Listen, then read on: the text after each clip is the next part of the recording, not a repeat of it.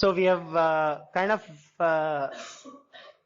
looked at pretty much everything about the common source LNA, right? So we looked at the gain, noise figure, how to trade off bandwidth, the design procedure, etc. Okay. Are there any questions before we move on? Any questions at all? Now is the best time to ask. Okay. So if not, so there are a couple of more. These are the common gate and the common source LNAs are the two most common ones. Okay. There are a few more which are a little bit becoming more common in the last maybe 6-7 years. So we'll also look at them.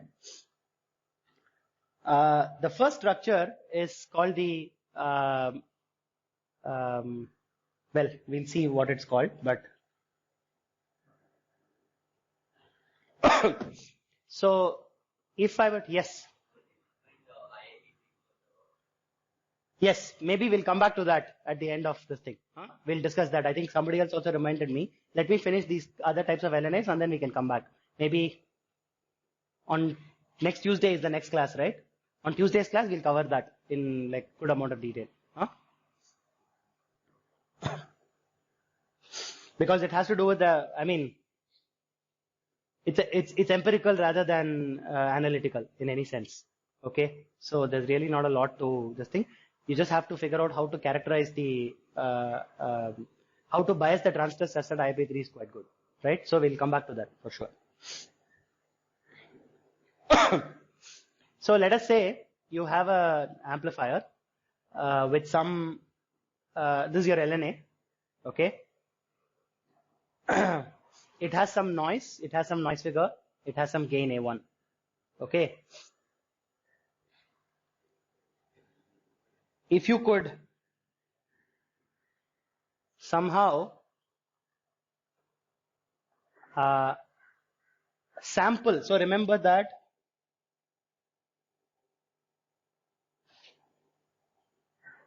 the amplifier has some input referred noise, some noise at the input. If you could somehow take a portion of that noise and feed it forward through, let's assume it's a noiseless amplifier A2, and somehow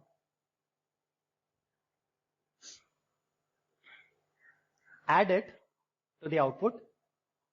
Okay, so let's assume for now that this is noiseless, right? So what you're doing, you are somehow trying to take a portion of En. Okay, it does not have to be all of En. All of En will not appear at the input. If it is a common source stage, none of En will appear at the input. If it's a common gate stage, part of the En, part of the noise of the transistor does appear at the input. Remember that.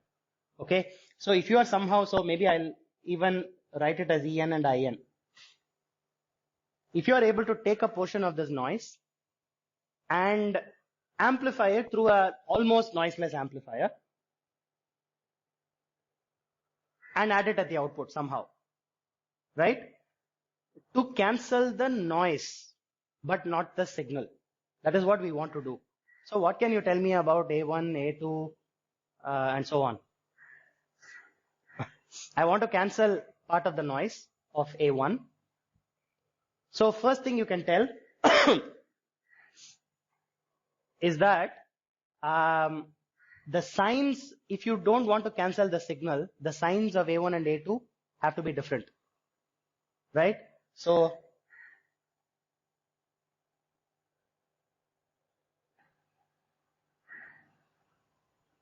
what else? Of course, they have to have equal magnitude also in this case, the way we have shown it.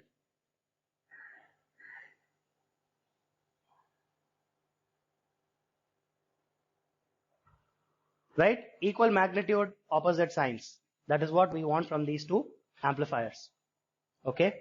So, apart from this, you still have the requirement that S11 should be low, Zn should be 50 ohms, etc. That should still be preserved. Okay. So, these kind of amplifiers, so you're going to use an auxiliary amplifier to take some of the noise and cancel it at the output. Broadly, these come under the head of noise cancelling LNAs.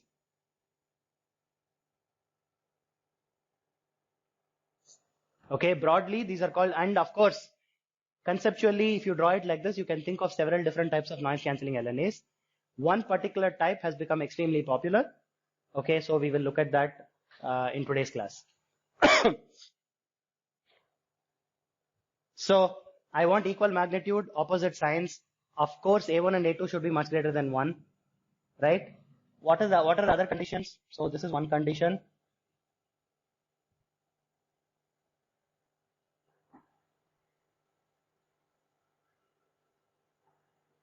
A2 should have low noise, of course. What else? Zn should be 50 ohms, which means either A1 or A2 should be matched to 50 ohms, hopefully, right?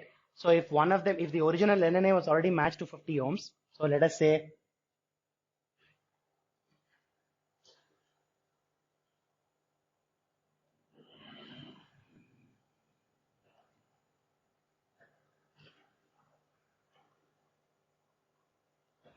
if A1 was an LNA, right, matched to 50 ohms, it has some noise, it has some noise figure, it has some gain. I'm now going to take part of that noise, amplify it, subtract it at the output through some other amplifier. That is what I mean, right? Now A2 now, apart from Zn equals infinity, of course,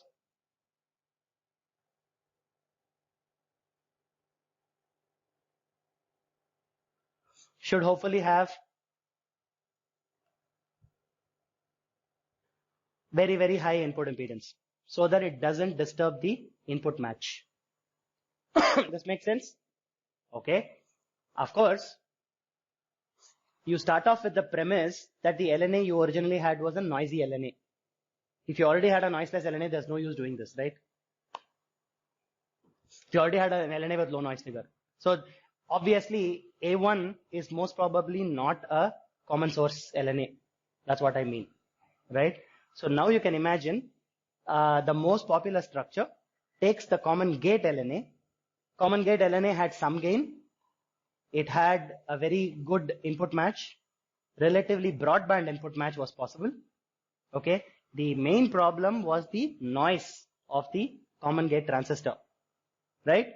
The noise of the common gate transistor made the minimum noise figure only about 2.2 dB with a gamma of 0.67. If the gamma was larger, the noise figure can be much larger, right?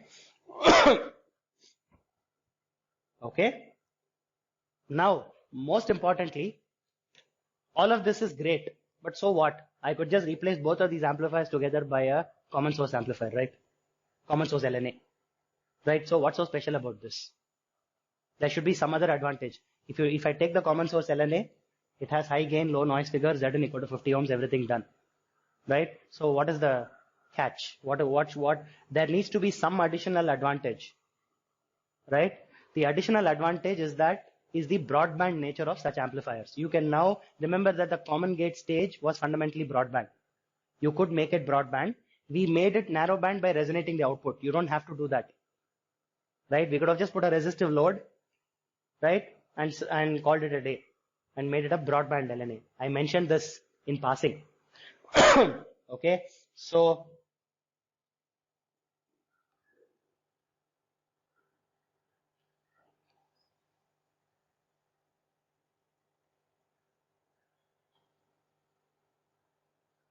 okay, so these can be quite broadband.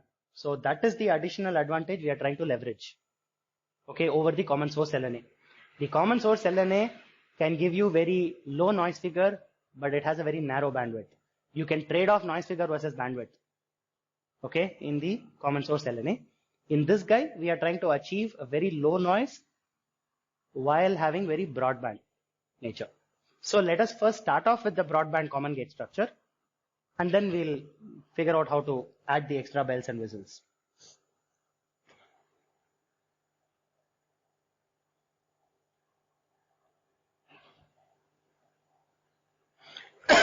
So the minute I say broadband, no inductors. Okay. So think of a common gate LNA that has no inductors.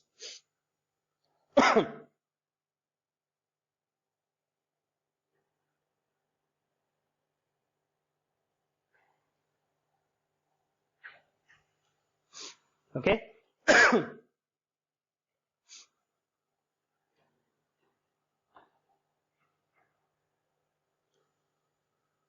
Makes myself some space.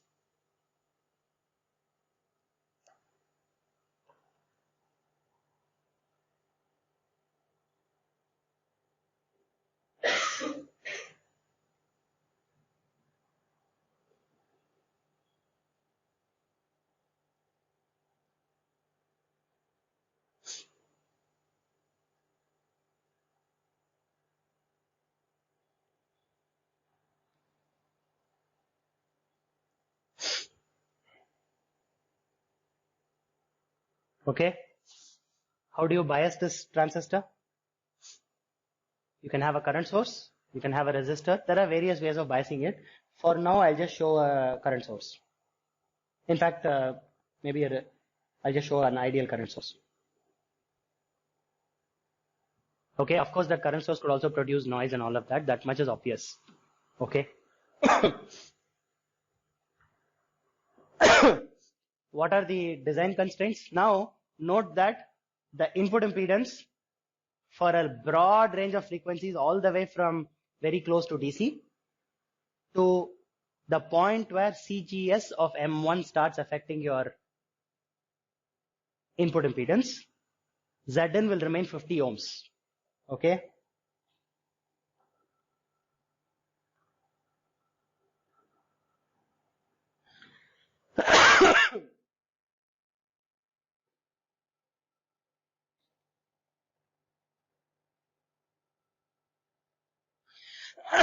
I say several gigahertz, 1 to 2 gigahertz easily. Okay.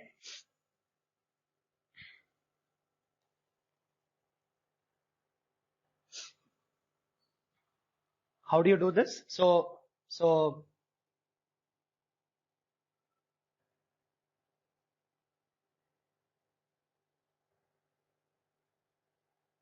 at high frequencies, CGS1 starts affecting input match.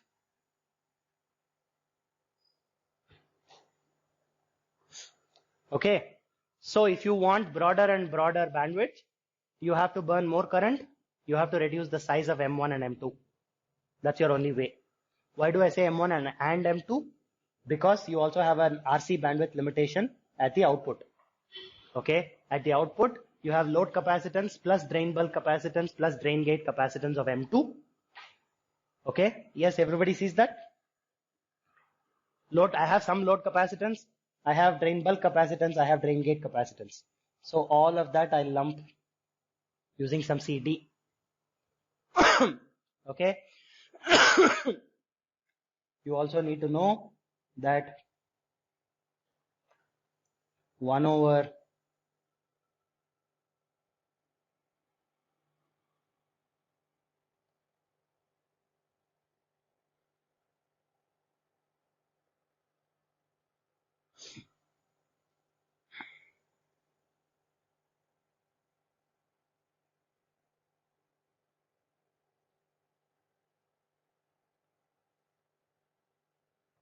so of course 1 over 2 pi RD CD should also be much larger. Excuse me. Okay, so you need to choose RD and CD. So that will automatically, so if CD cannot go down below a certain point, you have to choose a small RD. Small RD, either way, remember the output bias voltage. What is the output bias voltage?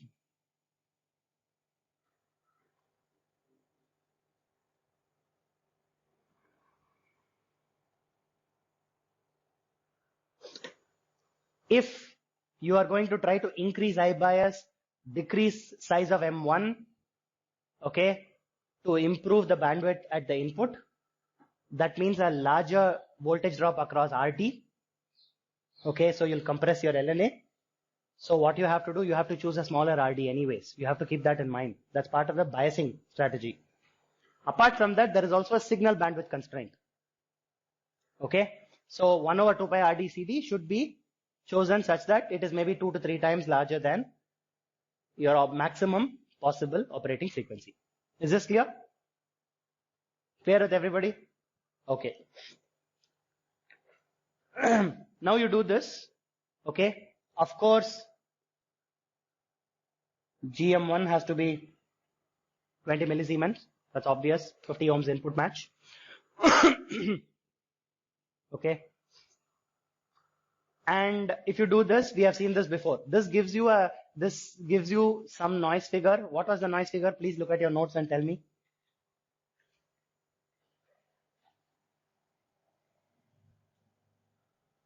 I want the gain and noise figure.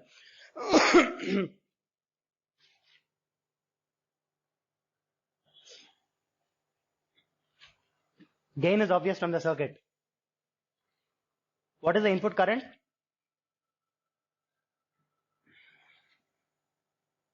V in is basically Vs by 2, right?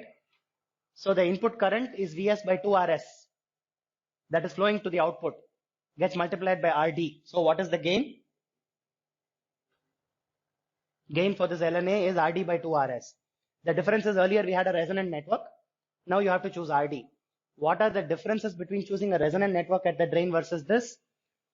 With the resonant network, the drain was biased at VDD. The bias voltage was VDD if you had a resonant network. Now it's much lower. So you're trading off broadband nature versus linearity also. Okay, you need to remember that. Keep that at the back of your mind. Okay. What is noise figure? Look at your notes and tell me.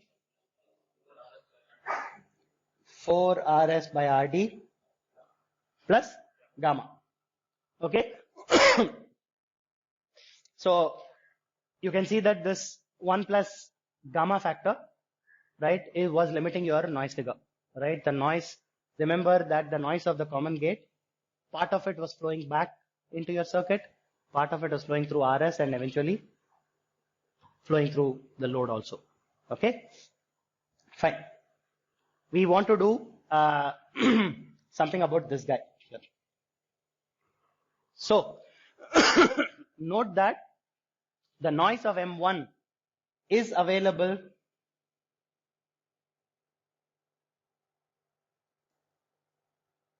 at this node. Why is that? Go back to your noise figure analysis. Okay, you had the IN1 like this. I think we split it as 2 current sources, found out parts and so on. If you calculate, can you please calculate what Vn in is? I'll call that Vn in. I want to find out the voltage noise at this node, input node, at the source of M1 due to transistor M1. Huh? Okay. Rs into? Why? Why is it Rs into In?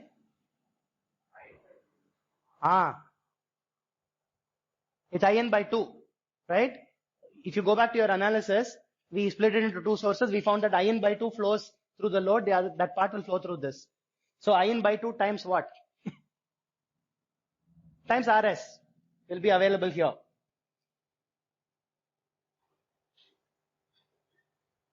All of you please calculate it and confirm it. Please quickly do the noise equivalent circuit and confirm that the voltage available here is In by 2 times Rs.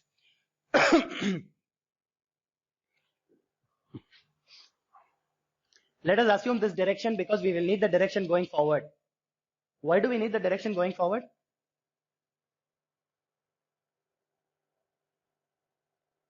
You can cancel noise only if the 2 paths are correlated. Okay, so remember that we are fundamentally assuming that the noise in these 2 paths are correlated. So you have to assume a certain direction for the noise of M1 and stick to it for all your analysis. Do the analysis in amplitude and then add. Okay, so please let us assume that IN1 flows downwards from the drain to source. Please do the analysis.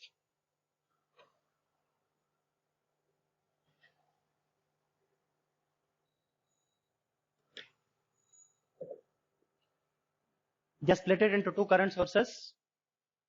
You'll see it directly.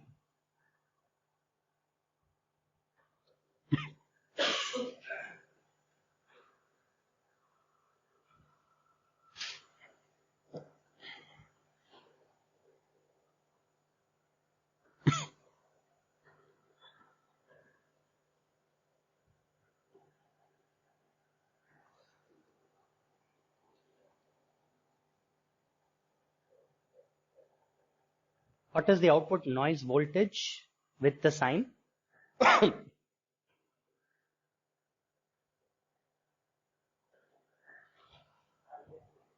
Huh?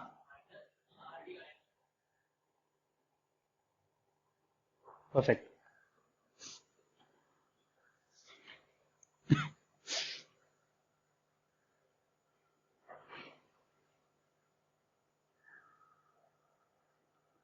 So, you folks here. So, quick this thing. So, if you split the current sources into two, did you folks get that IN 1 by 2 times RS? All of you? Okay.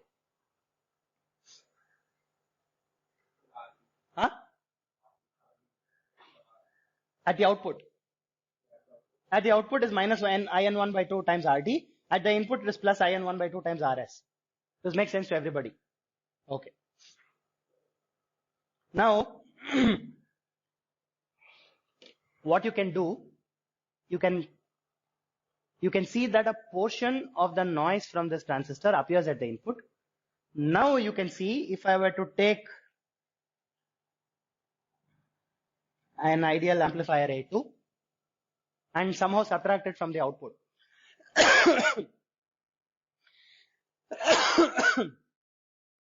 And somehow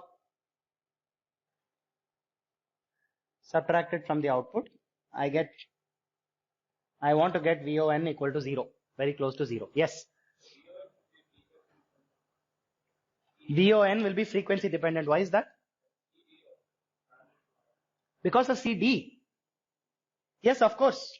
Of course it will be, but which is why I put this condition right here. That 1 over 2 pi RD CD should be much, much larger than the maximum frequency of operation. The minute you do that, most of the current has to flow through RD. Right? So, as always, all the analysis that I write down is for the frequency range of operation. Right?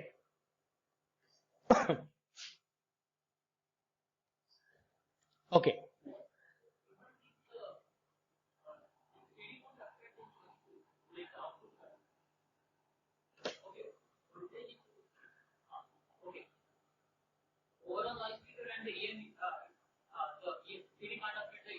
It won't, because both gain and noise figure will go down.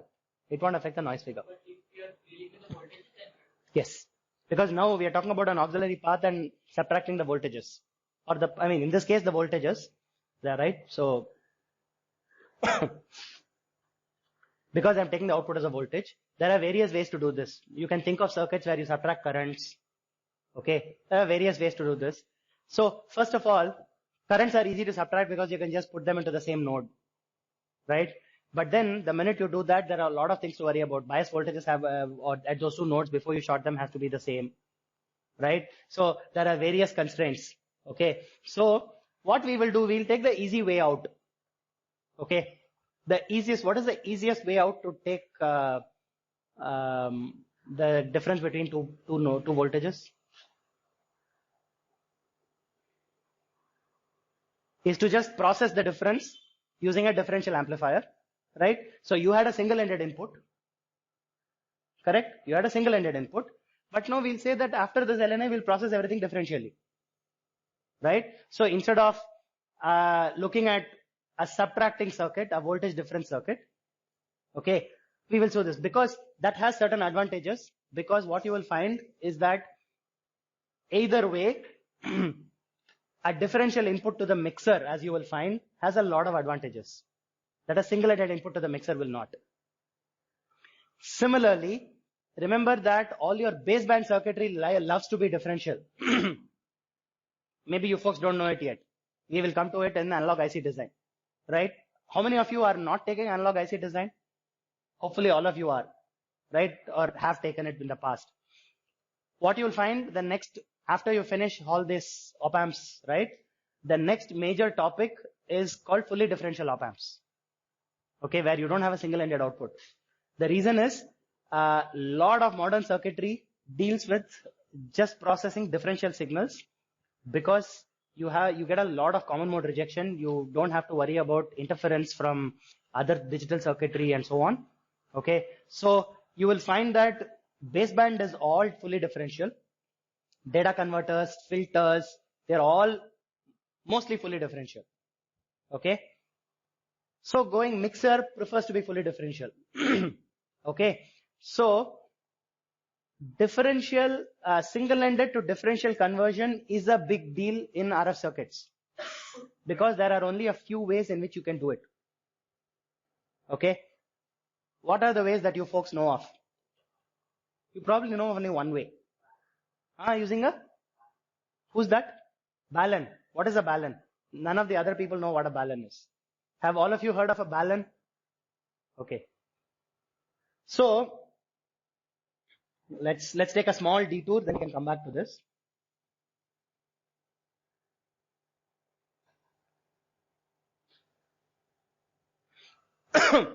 There is an RF component called a balun. The name comes from balanced to unbalanced converter. Okay, that's where it comes from.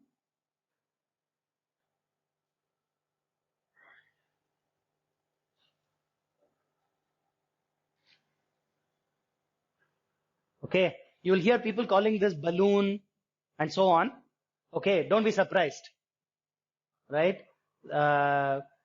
Because it's B-A-L-U-N, it's a combination of two words. It's hard for people to understand, but it's obviously supposed to be pronounced balun. Okay, the idea is, if you have a, well, first, it's a 4-port device where you are effectively using only 3 ports.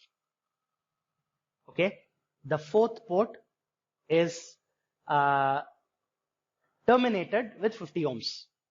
Remember that because this is an RF component, all impedances are at 50 ohms. So every port has a 50 ohm input impedance, assuming that all other ports are matched.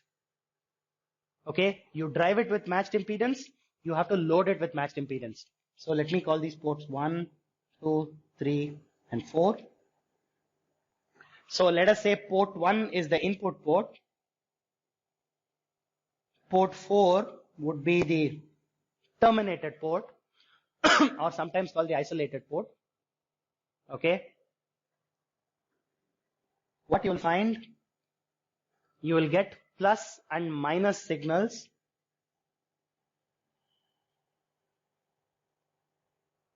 at these two nodes. Okay, so basically a 180-degree phase shift between the two ports. So 0 degrees and 180 degrees. Okay. And it is very important for all ports to be terminated with 50 ohms. Normally, baluns are passive components. They are not active components. Okay.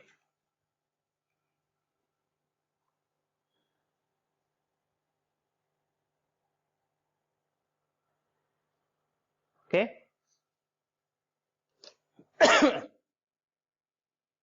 Of course, there are various ways to build baluns also. Can any of you imagine, now that you know what the input output should look like? A microstrip line, okay. How many of you know what a microstrip line is? Okay, maybe only 3-4 of you. Something that you already know. There is a very, very simple component that you know right from your first, maybe even from high school, that does this job. So imagine that the 4th port is a 50 ohm port. Okay, it has no significance to us. I could have just pushed it inside the block and shown it as a 3-port component also.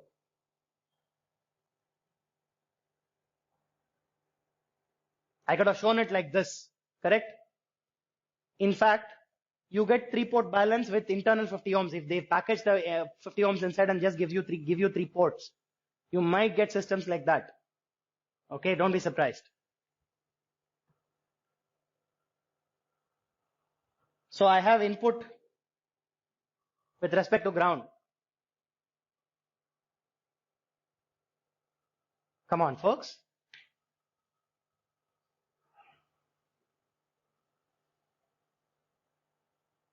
I have a 2-port input. Input is between some node and ground. I have 2-port output.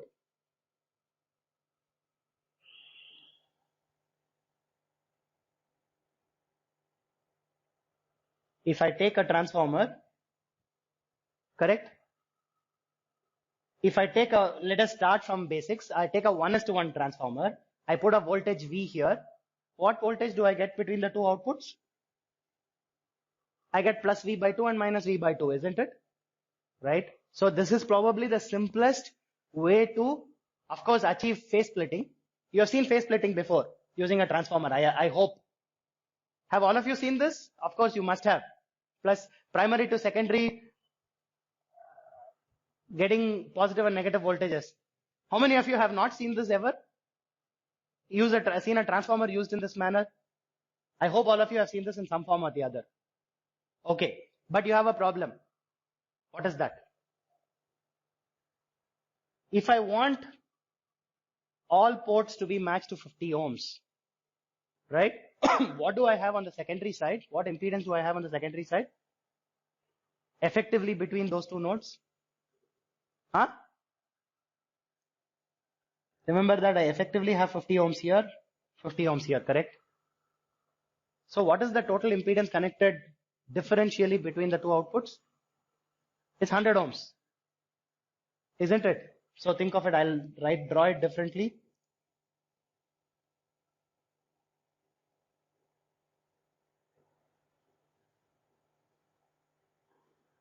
Yes, all ports are terminated.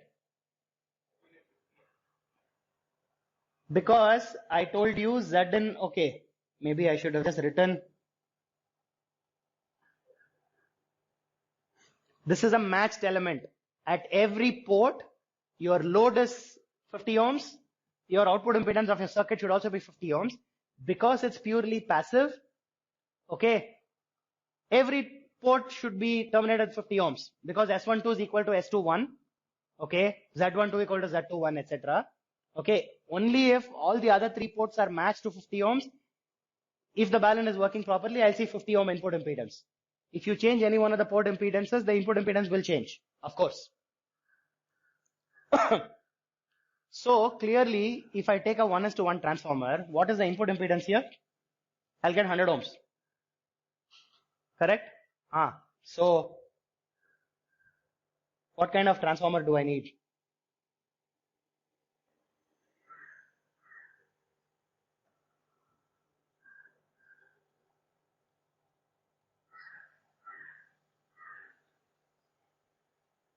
So I want 50 here.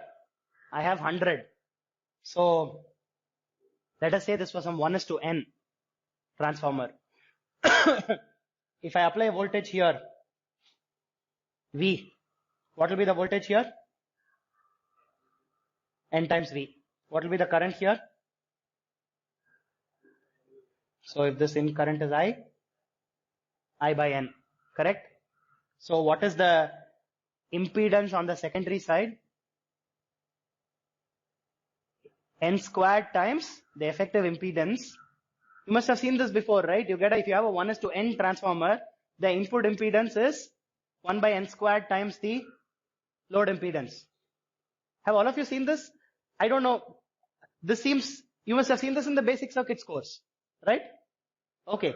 So what is N? N should be √2. I need a 1:√2 transformer. So if you take a 1:√2 transformer, it can act as a balun. Okay. What is the typical problem with such transformers? They are not broadband enough for you. So normally these will be good narrowband balance. Okay.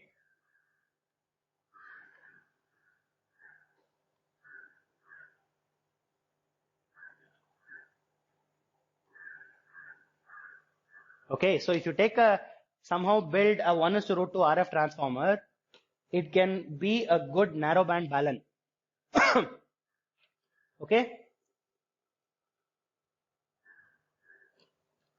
Now, if you need differential operation, you clearly need a balun or a transformer in the path.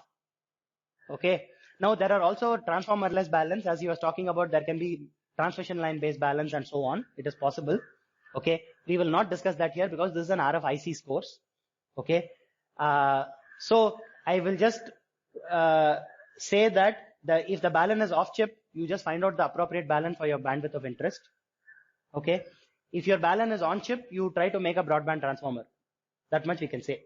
Okay. Broad enough for your purposes. Because the transmission line would be too long for IC realization. Right. That is why you cannot make transmission line based circuits on the integrated circuit. What is the wavelength of a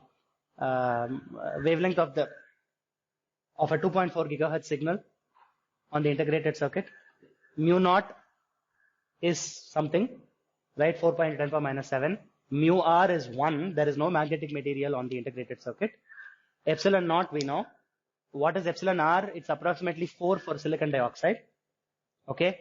So and normally if you don't build anything, you'll have basically substrate, oxide, and then your metal line, right? So if you try to build a transmission line, right, the velocity of the wave on the transmission line will be 1 over root mu r epsilon r times free space. So it will be about half, right, the speed of light. What is the wavelength corresponding to 2.4 gigahertz? In free space, you'll get about half the wavelength on the IC. It will be a few centimeters. Just go back and calculate these numbers. It's a good idea to get a handle if you want to, build these kinds of circuits, test these kinds of circuits, etc. A few centimeters, and typically transmission line based structures, microwave structures are of the orders of wavelengths. 1/10 of the wavelength, half the wavelength, and so on. These are just too long for integrated circuits. Okay, integrated circuits are of the order of microns, tens of microns, hundreds of microns, no more than that. Okay, so transformer is the most commonly used balun. Anyway, back to our original circuit.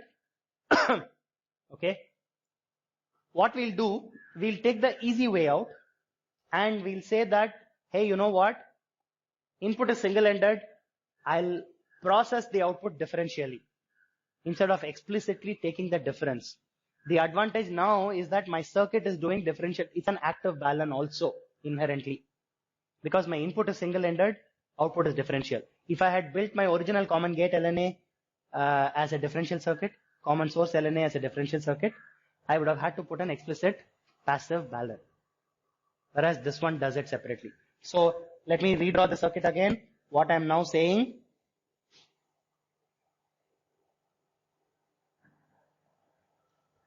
A1, A2. Now I am processing my output differentially.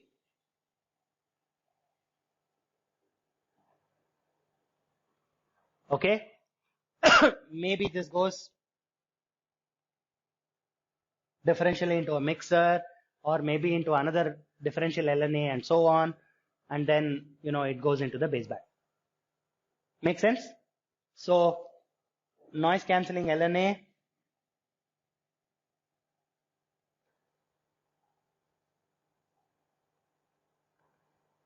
also achieves an active balun.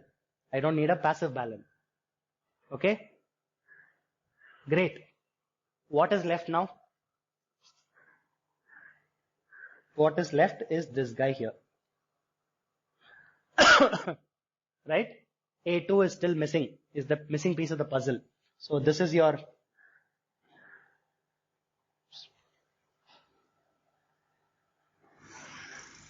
common gate LNA. Zn equal to 50 ohms, right? Gain equals RD by 2RS. Okay? What I need, I know that A2, so I'll just write it down here.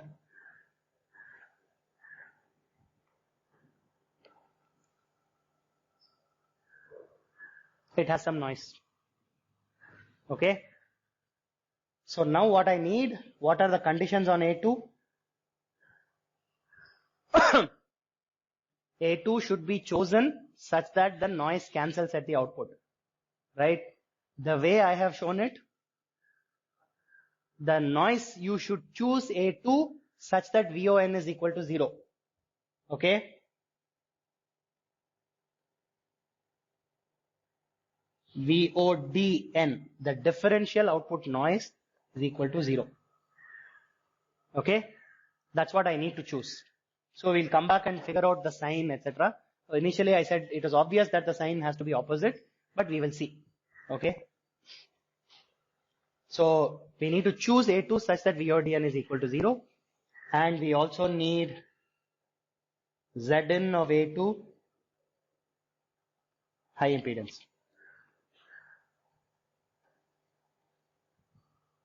Okay. What else? Broadband. Hopefully it's broadband. It should not be narrow band. There's no use making the common gate broadband and this narrow band.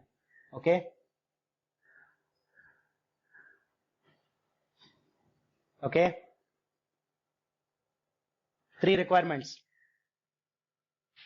Any of you know this circuit? We said that the sign has to be opposite, right?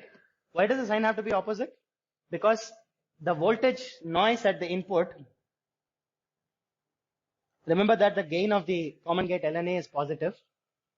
The sign of the VN in is plus INR, right? Okay. So you need to think of some circuit that will produce some gain from this and subtract it from the output noise. Okay.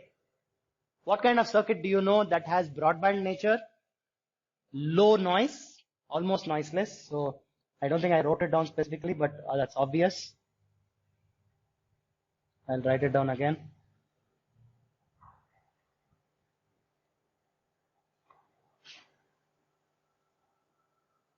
So first question,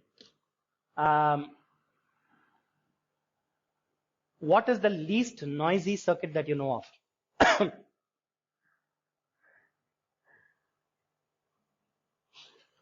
Of all the amplifiers, what is the amplifier that gives you very low input referred noise? In the end, you take A2, it will have some input referred noise that should be much smaller than VN in. That's obvious, right? That's what I mean when I say it should be almost noiseless. Correct? That means that it won't have any additional noise figure hit. So how many amplifier structures that you know do you know of? Common gate, common source, common drain, right? We have calculated the input referred noise of each.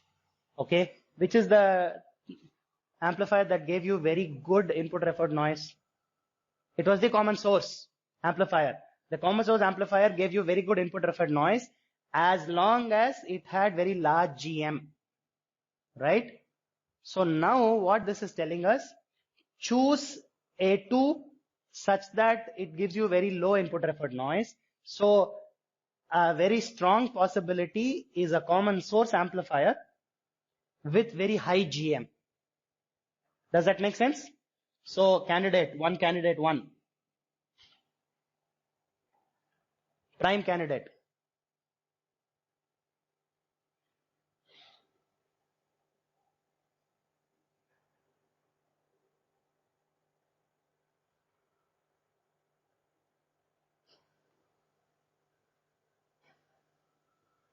Make sense? So note that I didn't write common source LNA. I wrote it as a common source amplifier. Okay. So now our job is to build a broadband common source amplifier. Of course, it can be done. Assignment number 2 or 3 in analog ICs, 3, I think, in analog ICs tells you to build broadband versions of all amplifiers, common gate, common drain, common source, I think. Okay. It is possible, of course. Just like we built a broadband version of the common gate LNA, you can just build a broadband version. What does that mean? No inductors. Use very small devices so that capacitances, parasitic capacitances are small. The transistor itself is extremely broadband. It can give you gain all the way up to FT. And as we have seen, FT can be of the order of tens or hundreds of gigahertz. Okay. You just need to make sure your RC bandwidths are not limiting you, and use no inductors. Okay.